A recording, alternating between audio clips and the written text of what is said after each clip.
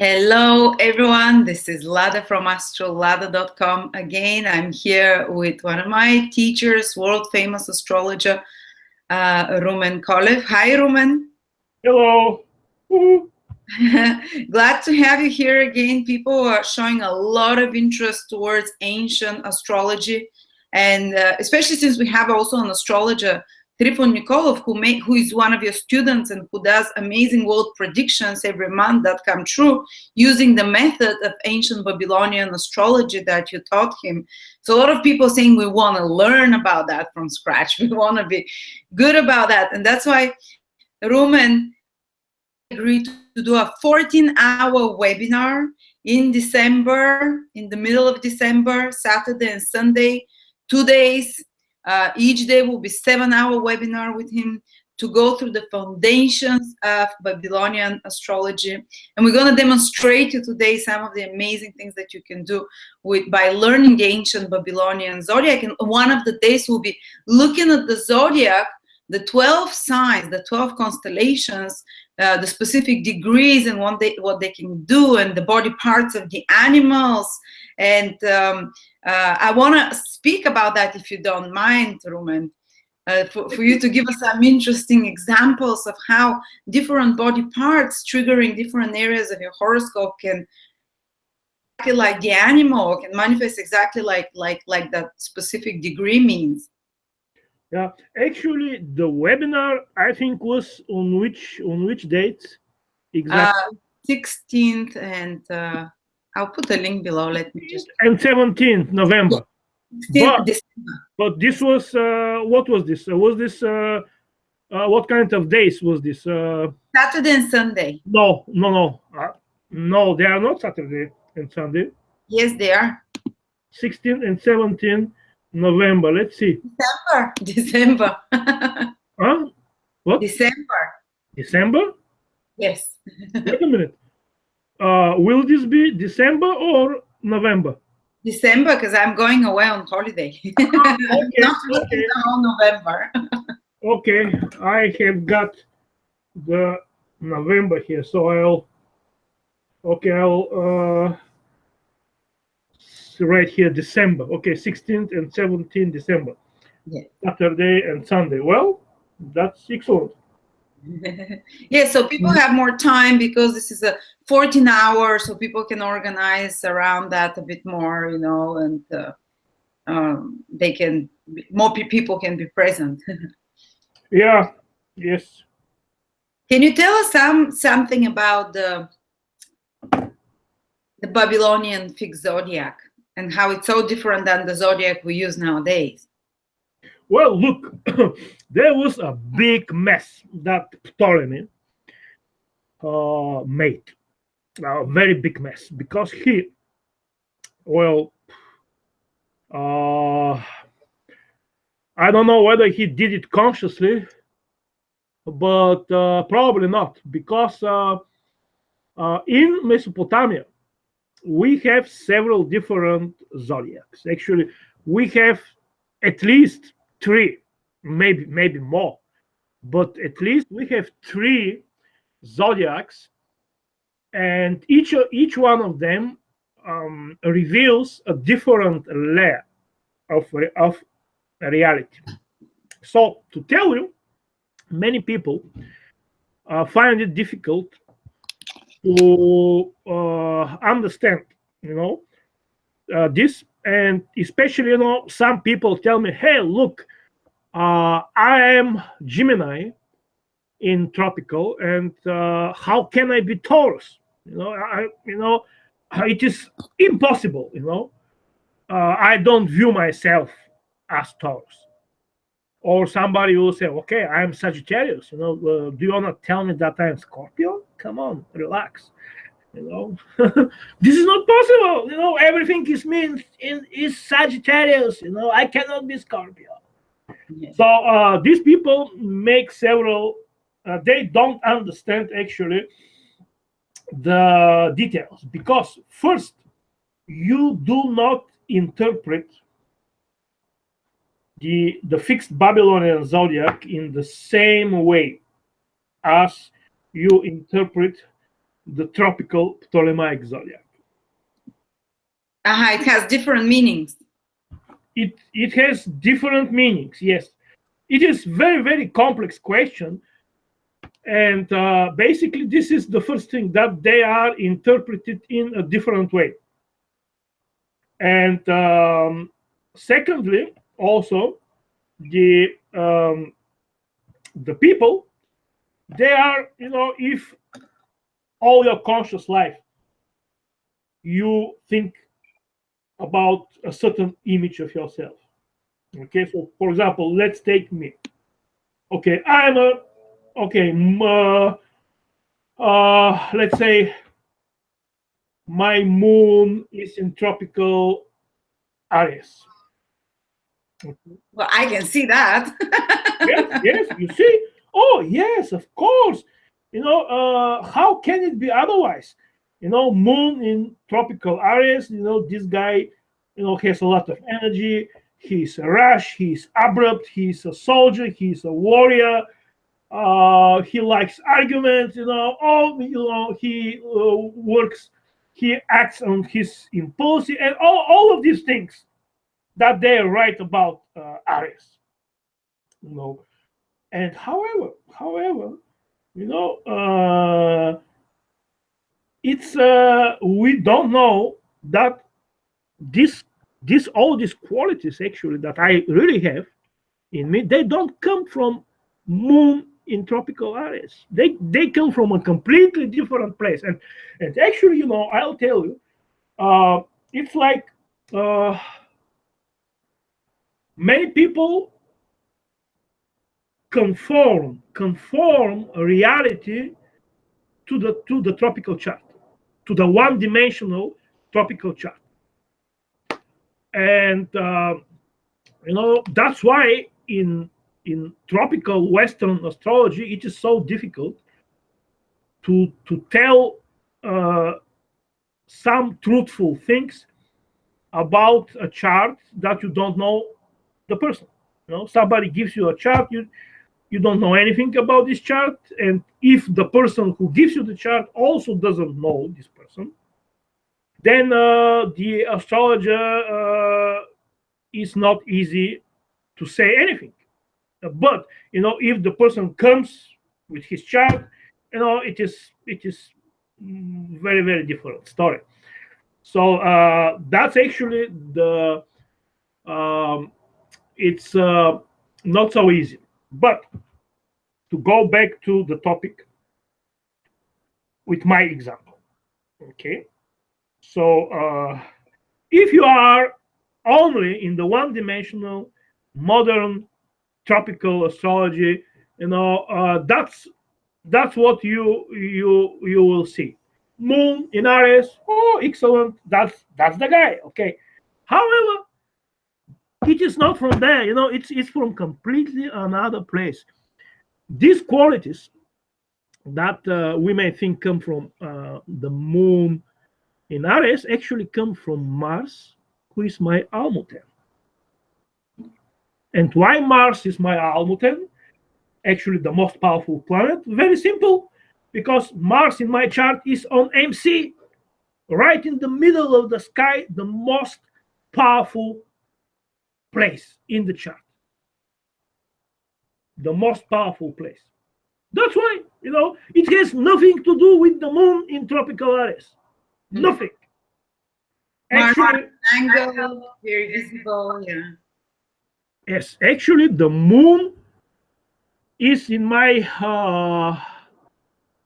fixed Babylonian Pisces. Somewhere in the 23rd, 24th degree, somewhere there, in the end of the fixed Pisces, which actually explains a lot of other things. So you see, first, it is this conformity. And second, okay, if all your life you think about yourself as a Sagittarius, and suddenly somebody tells you, no, you're Scorpio, this will not work good, because you must get into a different reality. And actually, I am tropical Sagittarius. My son is in tropical Sagittarius, but actually it is in fixed Scorpio. Conjunct with Antares. Oh, very militant star.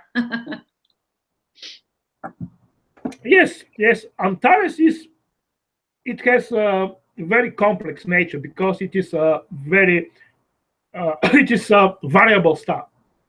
Antares. It changes its brightness, it changes its color, you know, and that's why. Okay, yeah, most of the time Antares is like its influences are similar to Mars, but not always. You know, a lot of times Antares can have influences like Mercury. So actually, yeah, sometimes he's Mercury, sometimes Mars, and actually nobody knows when he's what because it is variable star and it is irregular variable star, which means that you cannot predict Antares. Just like President Trump. Oh, he has Sun on Antares as well. Yeah, actually, what you can predict is the unpredictability of Antares.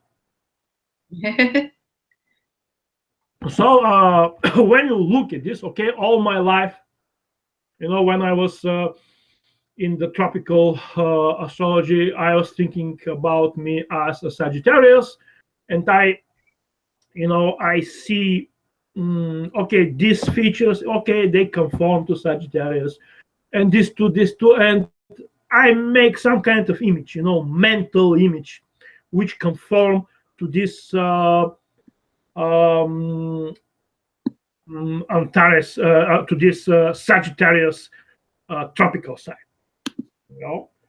However, if I look at my chart through the Babylonian fixed zodiac, then I will see how all these different things actually come from different places, which is not tropical Sagittarius. Mm-hmm. And also there is another thing that the tropical signs they are a mixture between things which are true and things which are false, because these descriptions of the tropical sign, they conform them with what they see, with the reality. Yeah. Not with the real meaning of the science, but they see what is reality, and they conform these things to the description of the tropical science. So it is the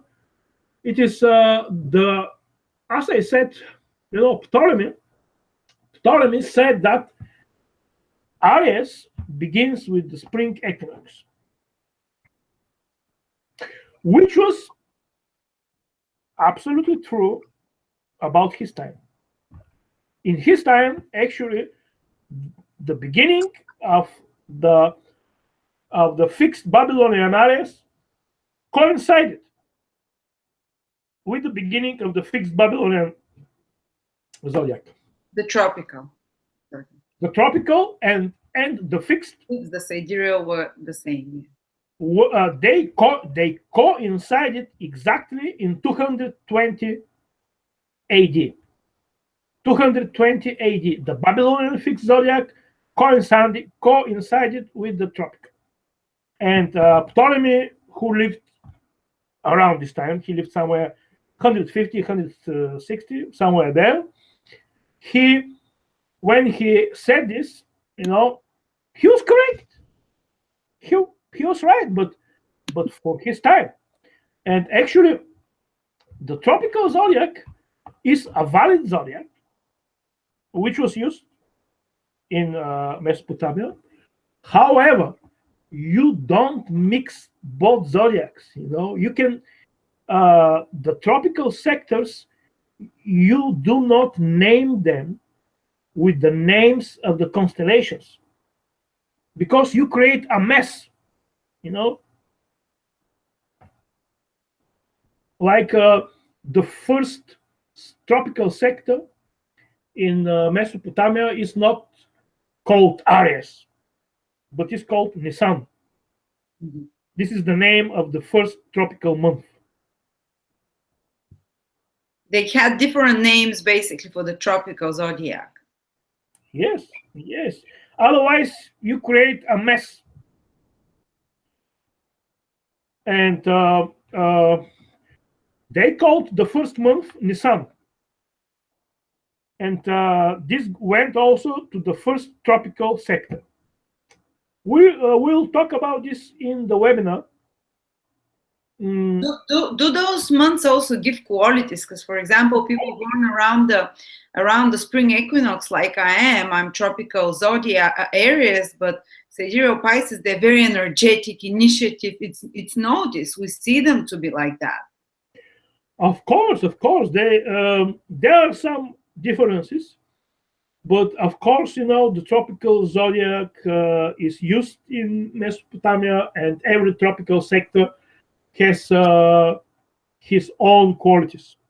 And let's talk about, for example, the first tropical sector, which was called Nisan, with the name of the first month in the calendar of Mesopotamia, and which is in the modern tropical astrology, they call it Aries. Okay. There is a difference, a little bit different, because the Babylonian tropical first sector is actually from both sides of the spring equinox. It does not start with the spring equinox. The spring equinox is in the middle. So 15 degrees on one side, 15 degrees on the other side. In the middle is the spring equinox. This is the first tropical sector in the Babylonian tropical zodiac, and it is called Nisan.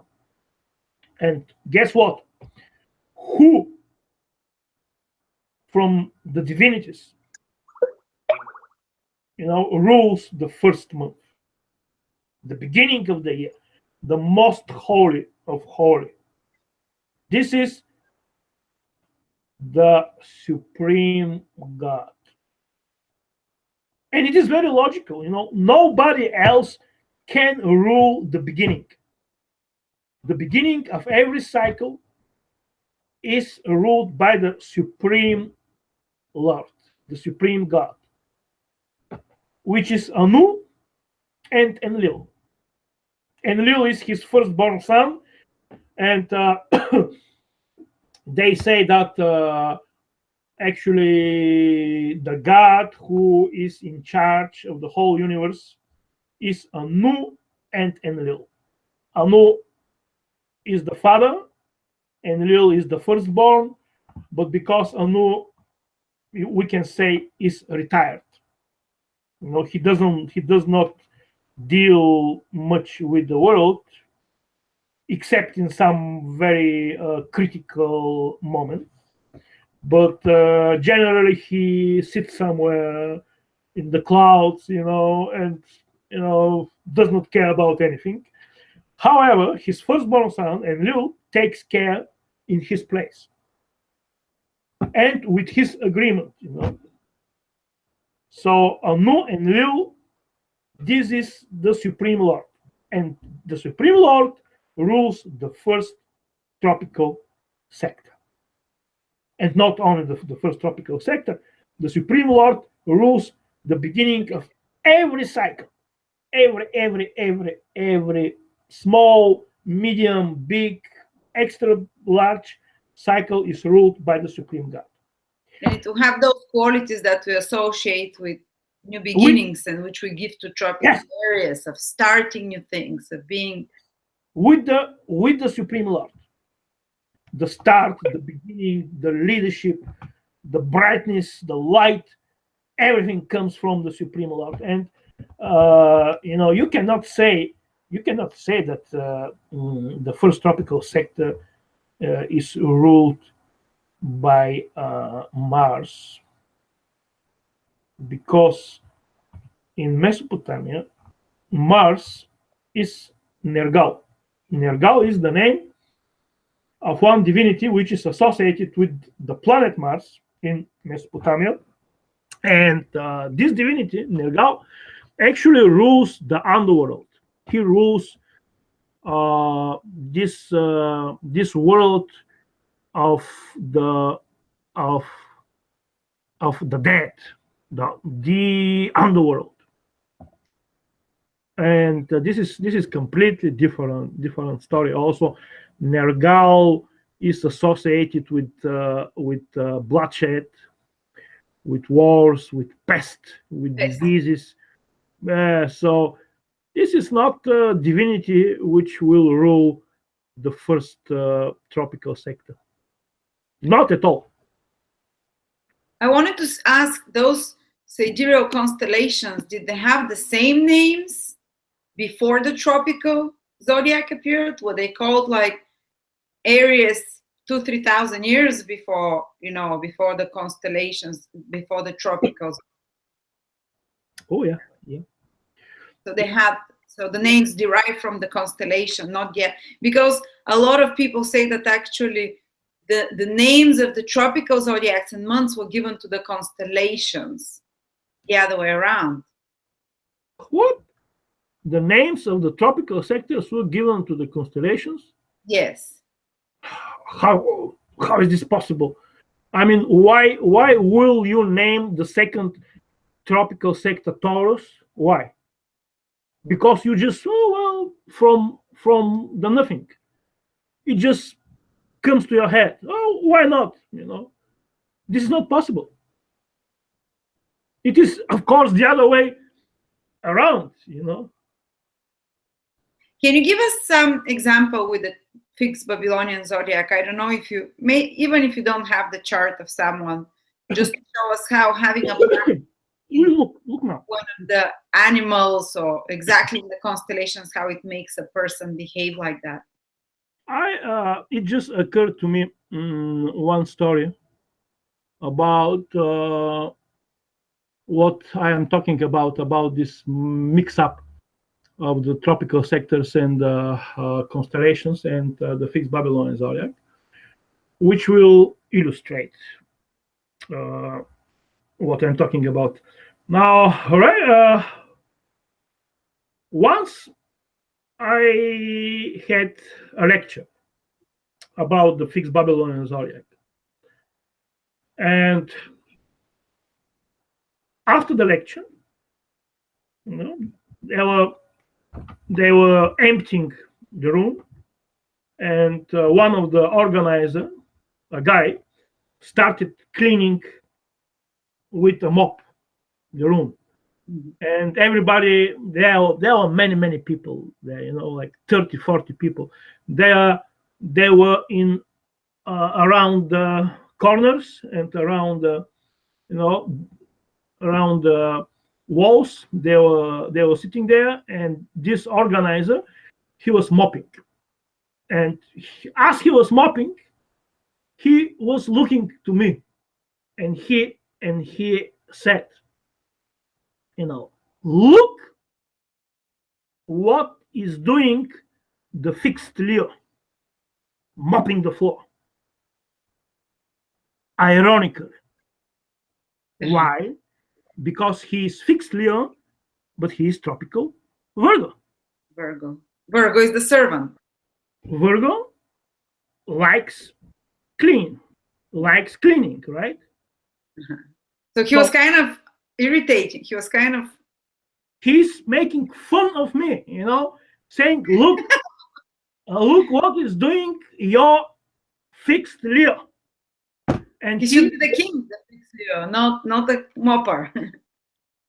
Yes. What he meant was what you are telling us is nonsense. I'm not Leo. I'm tropical Virgo, and that's why I'm mopping the floor. This was what he really wanted to say, right? And look now I didn't know his chart at all, nothing at all. But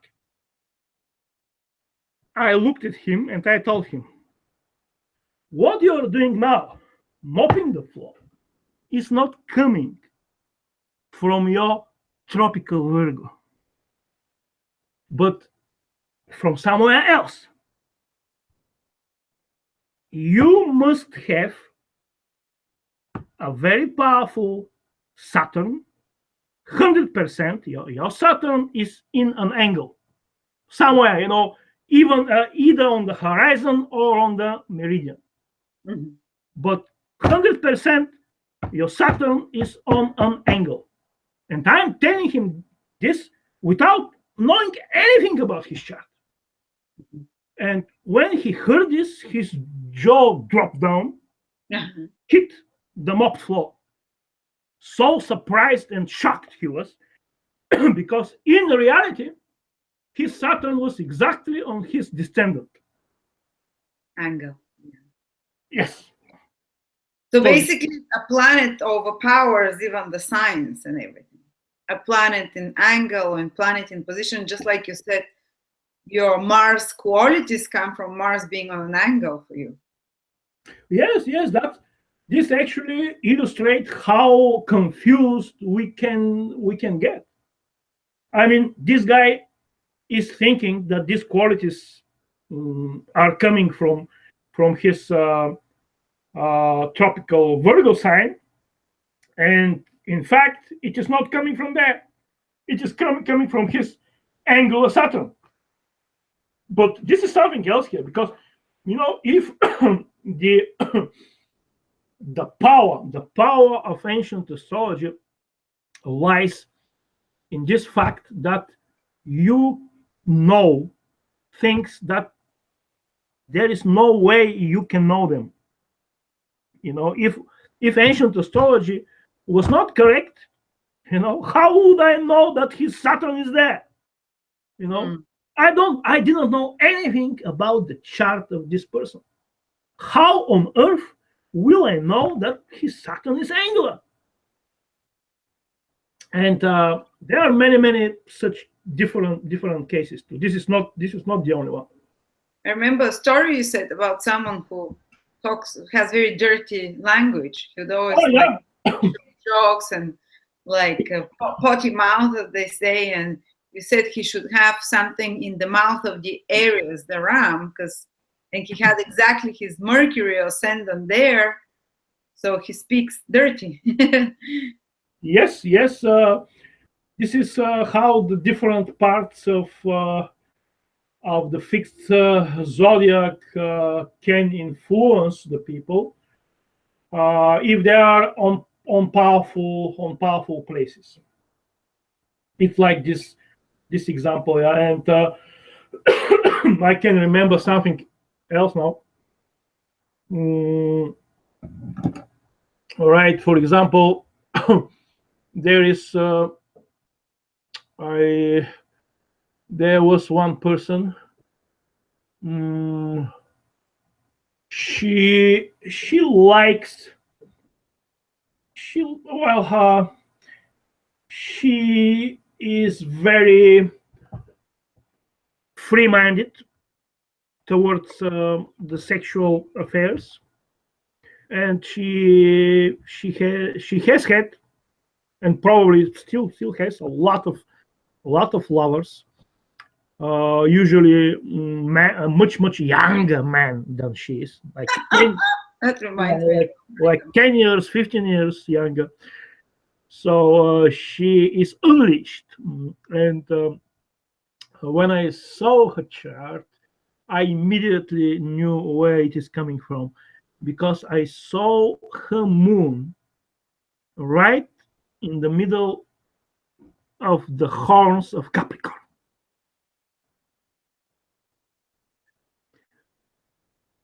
Means horny. This horny, and the horns of The horns of Capricorn are very powerful sexual place, and it is different from the horns of Taurus. You know, the horn of Taurus, it is also very powerful sexual place, but it gives more natural sexual drives in Taurus. But the horns of Capricorn, you don't know what will come out of this. You know, the eccentrics, twisted sex. yes, yes, it can be very, very twisted, very eccentric, and also I have seen several charts who had Venus exactly between the horns of the Capricorn, and these women were very, very twisted. A lot of porn stars are tropical Aquarius. Is that where it's coming from? Because tropical Aquarius will be sidereal or fixed Babylonian Capricorn, and a lot of them have some important planet in Aquarius. It's probably that's where it's coming from. Because to be a porn star, you have to be a bit extreme sexually. Yes, yes. It's statistically proven that Aquarius have the most, porn stars. People with the horoscope. Absolutely. It probably is from there. And also another thing is that if somebody has Venus between the horns of Capricorn, actually this is the image of the Satan. Of course, Capricorn is a goat. Yes, the goat with the star in his forehead. Venus is the star. Yes, and Venus there, right, you have the image of the Satan. Oh my God, what degree would that be in tropical zodiac for people who don't know the fixed sidereal Babylonian? That's Aquarius at which degree? Let's see. Let's see now. I will tell you. Okay, I see here. It's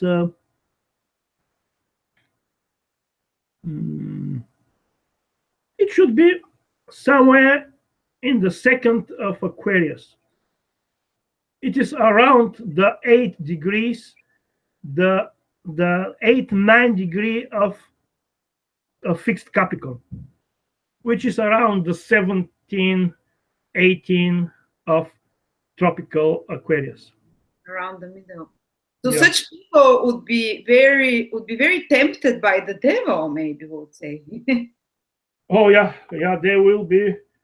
Of course, they can be not only tempted, they can be the devil himself. They can be tempting. Yes, because I've noticed women with Aquarius there, that clients of mine that were in professions like adult business, basically.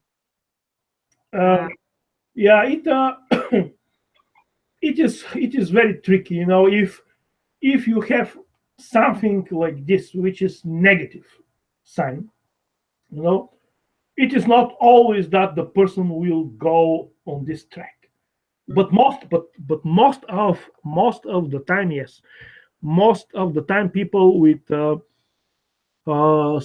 Moon, Sun, Venus, ascendant on between the horns of Capricorn will have some twisted sexual life, some twisted sexual desires. Some of them.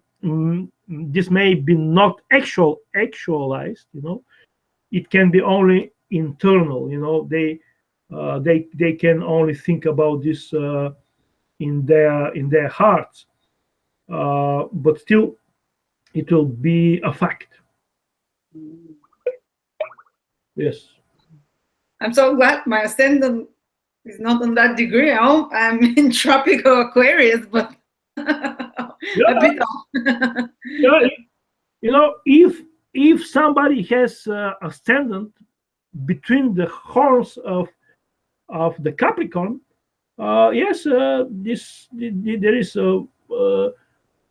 is a very sexual person. very very sexual, and this person may have, some drives towards the uncharted territory of sex.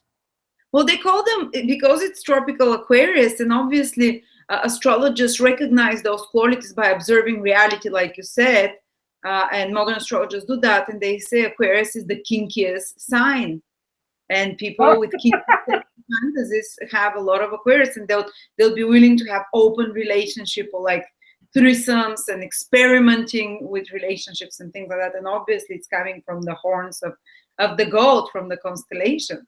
Can you give us another such example? So in the webinar, you're going to go through all the signs and all the specific parts of the bodies, and you're going to explain what it means. Can you give us now the opposite, like a part of a constellation that is divine, that is, that indicates someone who is, inspired in beautiful ways, or has a special talent or something like that? Yes, for example, the wings and the head of Virgo. I have seen several charts who have on the ascendant either the upper part of the wings or the head of Virgo. These people usually are much more. They are not asexual, but they have much more puritanic views and puritanic behavior. So they are, and not only behavior and views, but also it is in their psychology, in their nature, that they are not slaves to their desires. They're like angelic, because Virgo is like an angel with wings, isn't it? But that would be tropical Libra, won't it? This will be actually, you go 20 something degrees, 24, 25 degrees in the order of the sign. So this will be the end of Virgo. The end of tropical Virgo. The end of tropical Virgo. And the beginning of, well, I know someone like that. She has no sex life, basically. She's like a child, so naive, so childlike, so pure. I'm like, what is God protecting you from? You're a beautiful woman. Go have sex. And she's like, it's not happening. No one attracts me. And she has super pure life at 33. But I don't know how good it is. But apparently she's very happy and perturbed by passions. Not perturbed, untouched by passions and desires. And you see? Yes, it's or you can have, if you have a weapon which is projected on the ascendant. The weapon can come from a different zodiacal image. From a zodiacal image which is not on the ecliptic. Because there are other constellations around. They're like another 100 constellations. Yeah, like the other constellations, which are south and north of the zodiac, they are projected on the ecliptic in several different ways, and different parts are projected, and these different parts mean different things. Like, for example, you can project on the ecliptic, which is actually the first fixed sign, Aries, the fixed Babylonian Aries. You can project maybe a dozen of other constellations. Like you can project Andromeda, Cassiopeia, Cepheus, Perseus. Perseus. You can project this southern big fish whale, the well is actually below the fixed Aries, and this is Cetus. true. Was it called Cetus? Yeah, Cetus, well. And this is true for every sign. Every sign you can project constellations north and south from the sign, and you can project different parts of the constellations. And let me see here, for example.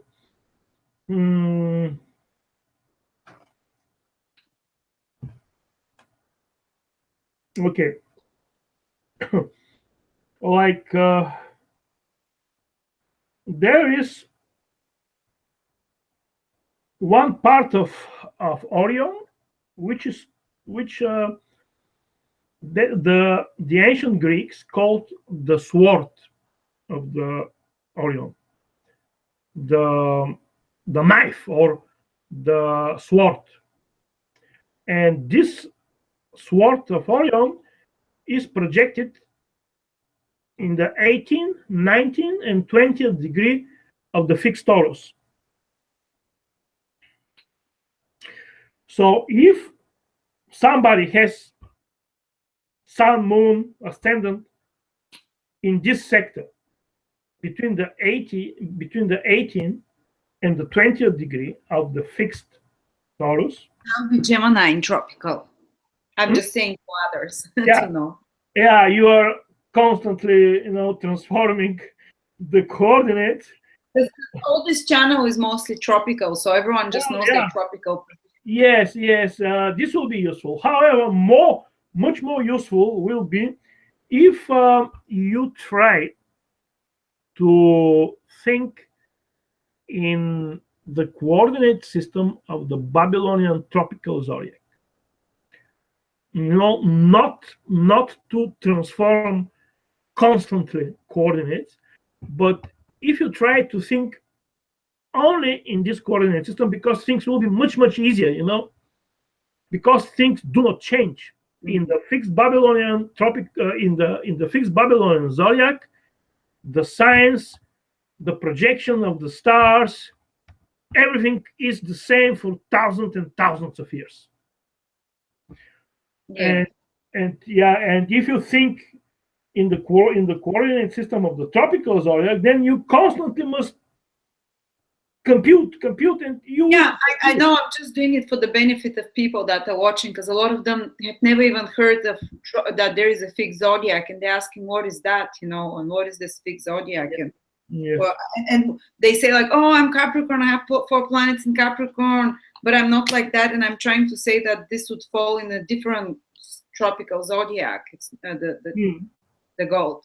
So sorry, going back to, if you have something in fixed Taurus, in those degree where this the constellation projects. Yeah. if you have something between the 18th and the 20th degree of fixed Taurus, where is projected the sword of Orion, these guys will be warriors. These guys will be fighting people who have some martial qualities. Because it's a sword, it's a weapon, yeah. Yes, exactly. Actually, it would be like a warrior saying court, say they might be fighting in court, like lawyers nowadays. Yes, this is, this, if somebody has their ascendant moon sun, this does not mean that he will be a soldier or a general. This means that he will be a soldier, a warrior, a general by heart. He may be anything. He may be a scholar, he may be a janitor, he may be an astrologer, but he will be a warrior in his heart. Yes, because the sword of Orion is there, absolutely. Yes. So like that, we'll go through the 12 signs, and you tell us for each sign the specific degrees that would make what it would make a person. And by the way, guys, everyone who takes the course, I generate their chart according to the fixed Babylonian zodiac. and it has pictures of each house, and each planet falls in a picture of actual constellations, and you'll see exactly in which part of what animal your planets fall in, your ascendant falls in. So yeah, those of you who order the webinar, you can order either the first or the second part, or you can order both with a big discount. For otherwise, each separately is $120, but together it's $180. And I generate a chart, I send it to you, so you can, while we're talking about each constellation, each sign, while Rumen is teaching us, sorry, I'm learning as well with you, that's why he's my teacher, I'm learning as we go now. This is all new territory for me as well. And we'll be looking at our charts, and we'll be, saying, oh, here I have the ascendant in the mouth of, for example, the whatever in the heart of the Scorpion, and what it means for you. That would be so interesting. I can't wait to understand the different constellational body parts. Sorry to interrupting. It's just trying to explain for people what to expect. Yes, we will use one text. Let me try to find the text. Okay. I want to show you the text. Screen share. Let's see whether I can find the text. Okay. I'll show you now the text, the main text that we'll be using. Do you see here? Yes. Okay, Sphere. So Sphere. This is one book published by a German scholar in the beginning of the 20th century. 1903. So, and the text belongs to Elcros, and here is the text in 3 different versions, and each version is only in ancient Greek. You see? Mm-hmm. You see them like three columns, and the first here is a description of Aries and what kind of constellation are projected there. So here you see on the second planes here, Taurus, and he also here describes what it means for where are projected different constellations and what all this means. And the important thing here is to know that this text here is not translated in any language. Wow. Yeah. We're using material that only you can translate to us currently. It is only in ancient Greek. For example, here, he starts with Aries. Cryo. Cryo means in Aries. It is in dative, which means inside Aries. What is there? So he starts here like this here. Eos Moiros Beta Aleos Tereutas, which means until from the beginning until the second degree. These are some sea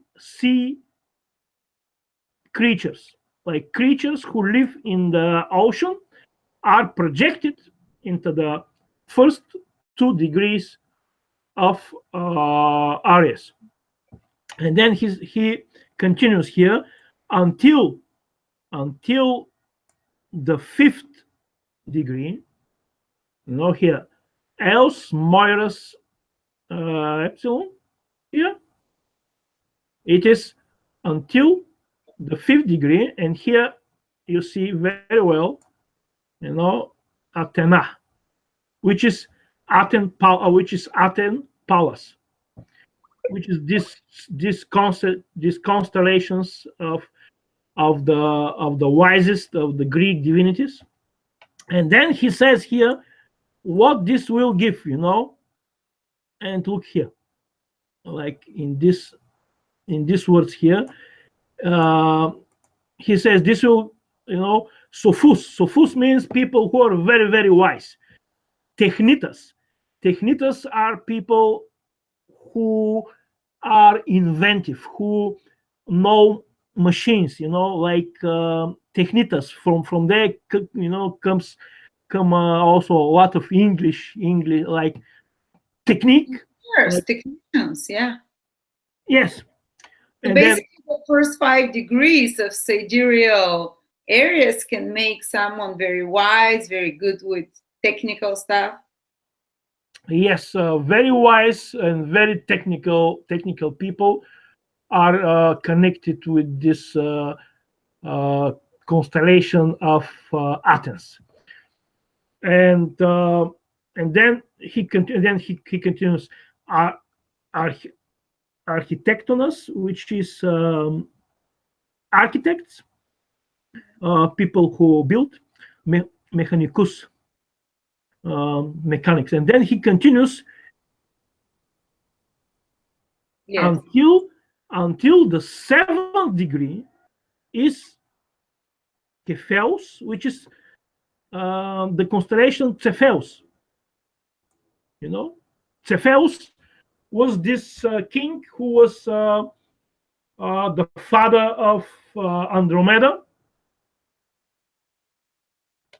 and then he writes here what this gives. You know, Sympos Hontus, Tribomenus, which is people who can be psychologically disturbed. Oh, so next to maybe you said maybe just 1 degree off, you might be super wise, but if it's 1 degree later, you might have psychological disturbance. So Yes, like the 6th and the 7th degree of fixed Aries are to Theocros connected with Cepheus, and Cepheus, because you know why he will be so psychologically disturbed, you know, because he had to sacrifice his own child, you know, Andromeda, his own daughter. And sympascontas, this means people who are very merciful too, but also people who may suffer. uh-huh. Okay, so here he talks about Cassiopeia. You see here this one. Uh-huh. So and then he says that this is until the 13th degree. From the until the 13th degree is projected Cassiopeia, and he says here that it is connected with people who like to quarrel, especially women who like to quarrel, Philonacus, and also women who are dressed, you know, in a very nice way, like dressed and with different beautiful things in her hair and in her, you know. So the worst But combination, beautiful and angry. Beautiful and trouble. dressed up with, but also he says here, you know, epitele de tribomenas, which means, however, in the end, this will be disturbed too, because Cassiopeia is the mother of Andromeda. Okay, then he talks about Andromeda here until the 15th degree, 13 until the 15th degree, and he says that these are people who will be in chains, people who will be betrayed by their relatives. Why? Because Andromeda was chained to the rocks and left as a sacrifice to the sea monster, which is Cetus. Wow. So basically, by looking at this ancient Babylonian sidereal, what planets you have there, we can see, for example, if you have Venus there, you might suffer in love, be in chains, be or something like that. Like the whole, like a fairy tale with pictures. Yeah. One thing which is very important is that actually this is the only text of an ancient author where see the meaning of the different constellations. There are other texts, ancient authors, constellations, they tell you where they are projected, but they don't tell you what this means. Yeah. And this text of Theocros, which who was called Theocros the Babylonian, is a text, the only text which describes the meaning of the constellations. Wow. Can't we also gather some of the meaning from mythology, as we know? It is the meaning of these parts of constellations and constellations. It comes from several different areas. Like one area is the mythology, as you see here. He says, if somebody has something where Andromeda is projected, he will be chained, he will be betrayed by his most close relative and most close people. But actually, other writers say that this person may be saved in the same way as Andromeda was saved by Perseus. But this will happen if there are some good aspects. Jupiter. So if there is not such good aspect, and if there are bad aspects with Saturn or Mars, and these particular degrees of Andromeda are on the eastern horizon, this person will be sacrificed by his closest relatives. Wow. But there are such stories. Chained. There are such life when a person, these things happen. And basically, with this astrology, someone comes to you and you see that this is rising on the ascendant, and you'd warn them. You'd say you might be chained by your relatives, so you might be put in a situation of bondage of some sort.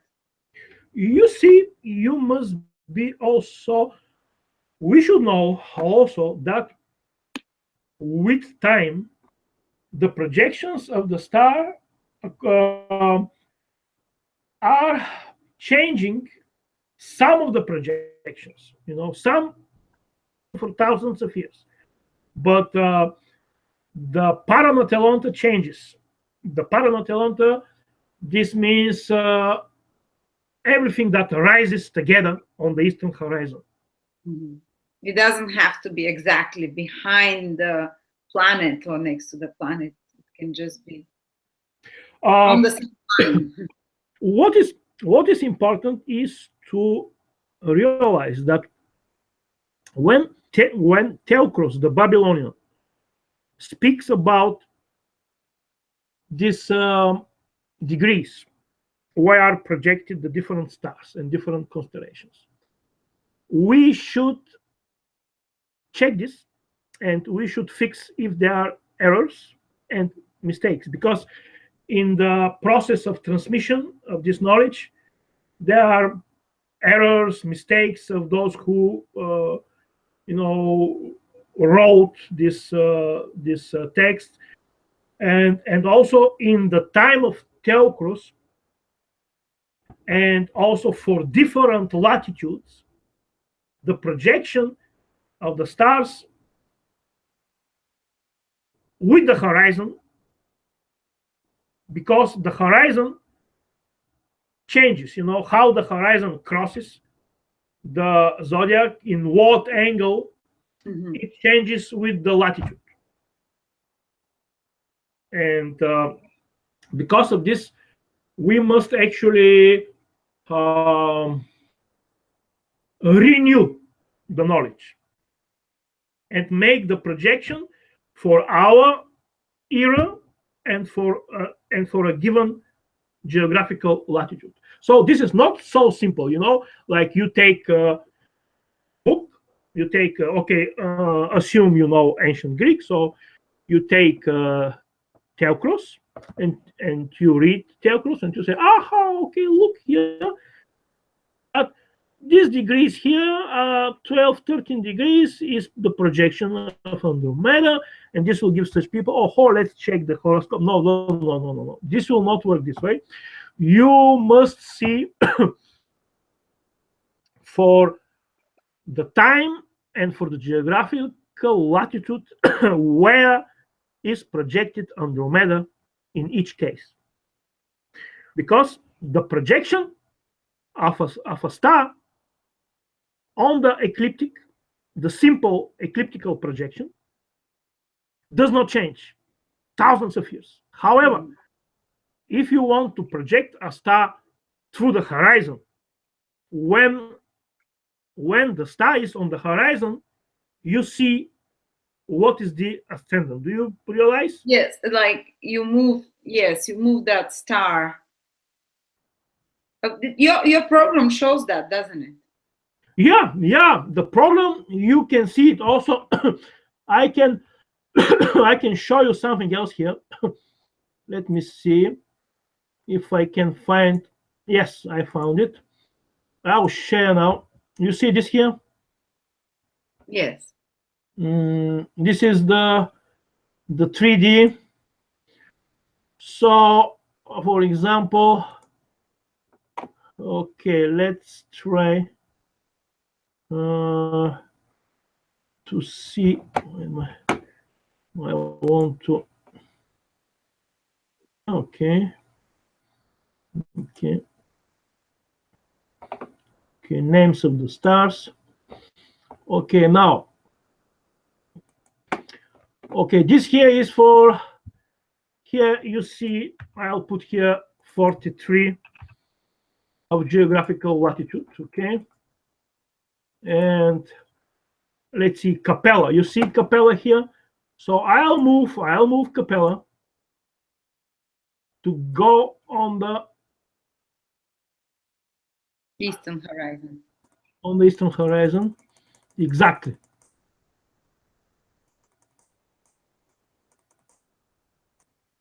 Like now, it is there, right? Almost there. So now, you see, if I point to where the horizon, the red line crosses the ecliptic, it will give me the ascendant, which is something like the 15 degree of fixed Pisces. You see?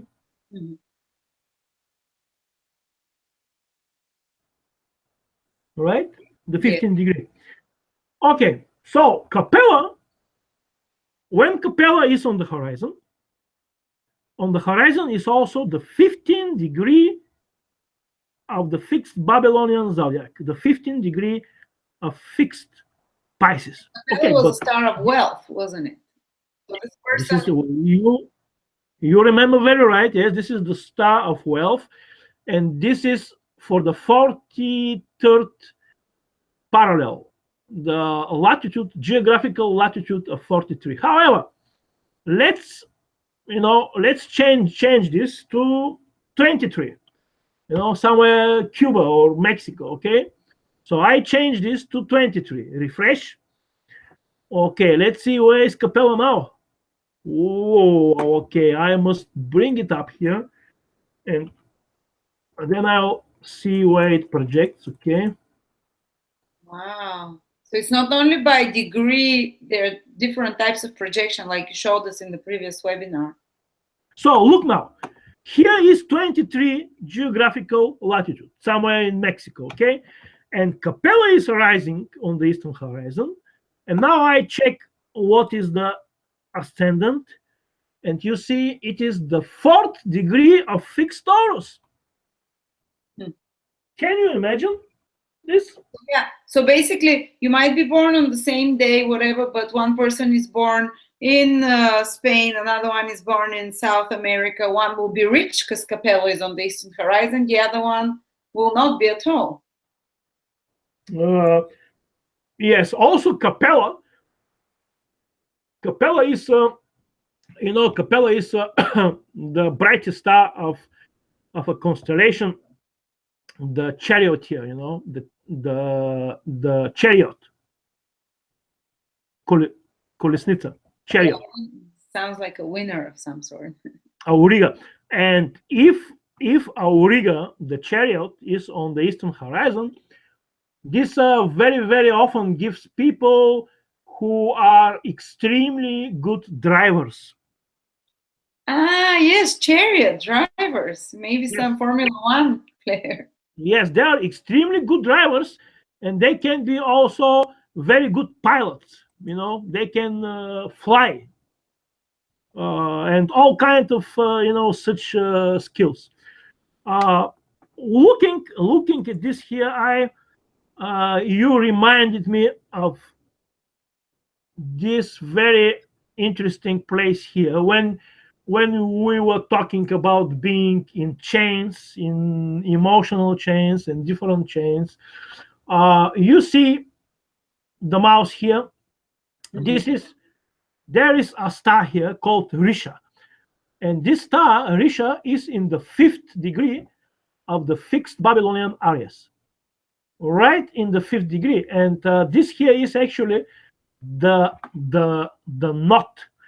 knot of the Pisces, because the Pisces, they are connected with a thread, with a rope which is in a knot, and the knot is right here, this star, which is in the 5th degree of Babylonian fixed Aries.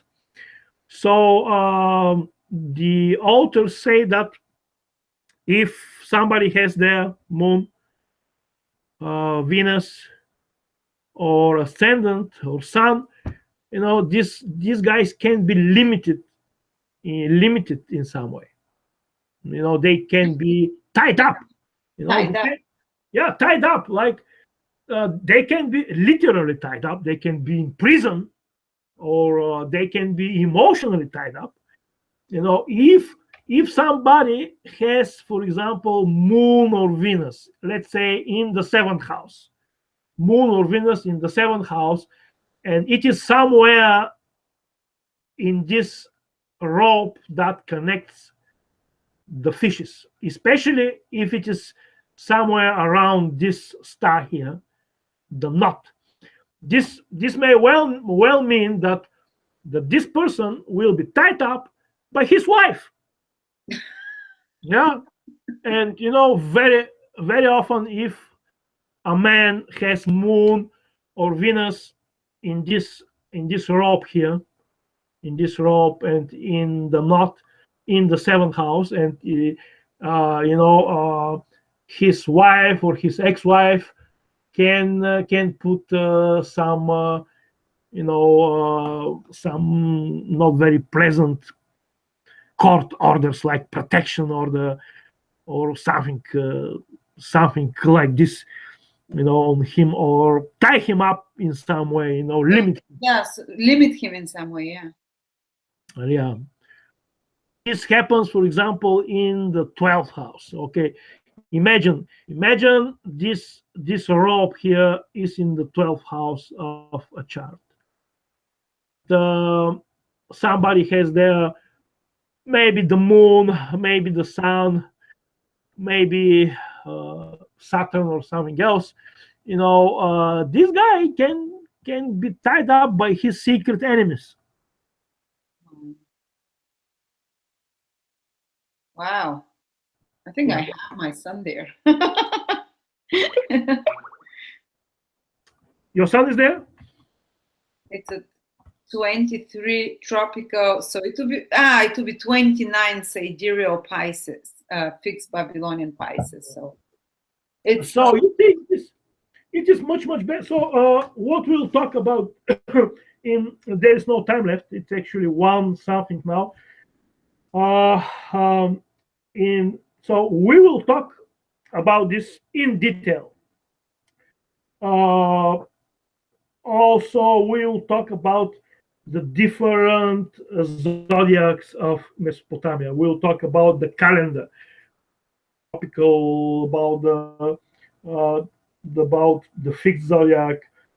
We'll talk about how the interplay between the tropical Babylonian and the fixed Babylonian zodiac, how this interplay human history, because the tropical zodiac moves, backwards. The spring equinox moves through the Babylonian fixed zodiac. And this movement actually changes the historic age and what's happening on Earth. Yeah. Yes, it actually reveals what is, and there are big eras of 2,200 years, and there are smaller periods, and in every epoch is governed by divinity. And we will learn also how to assess which divinity governs which period. And what it means for the world. And what it means, yes. So this will be in the first day. We'll talk about all these different zodiacs and divinities and many other things. And in the second day, we will concentrate on the fixed Babylonian zodiac. 12 signs projected. Yes, different signs, different stars, what they mean, and we must know actually that that part of this will be different for the different geographical latitudes. So I'll talk about the 43rd parallel, the 43rd like a geographical latitude, 43rd, which goes somewhere, north New York, somewhere above Boston. I'll talk mainly about this. Is there a way a person can calculate them correctly? You have a software for that, isn't it? You can. You must look at every chart with the software. As I showed you, if somebody is born in Cuba, this will be completely different. So you can employ my computer programs, which is Placidus, and also this that I showed you now, Sumer. So people can buy the program from you. Yes. Someone who's very serious and wants to learn that and use it. Horoscopes, contact Rumen. They can contact you from my website, so he will save the program. But yeah, we'll learn how to do that. Basically, I'm curious to learn as well how to do it.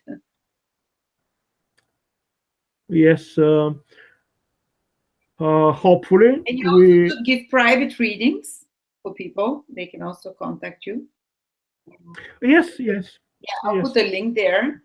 And yes, so if you want, you can take the course and start learning with us.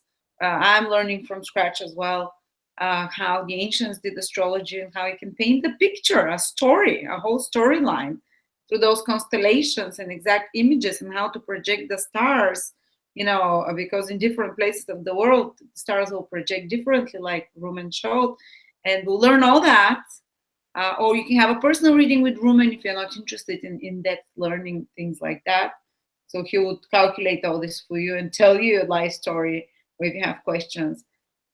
Or you can, if you want to go even more in depth, you can even order the programs that Rumen sells. You can contact him from my website or his website. And yeah, he'll respond. We're there for you. Don't forget the 16th and 17th of December. Follow the links to check the webinar course. It's really in depth. You'll see there are hundreds of things Rumen is going to be talking about. And I want to thank you for joining me today. I don't want to take more of your time or people's Sundays. Thank you, Rumen, so much. Thank you. Oh, sorry, I don't think people saw it, but yes, I will see you soon, guys, and hopefully we'll have Rumen here again for another amazing presentation on ancient astrology. Bye-bye. Ciao, ciao.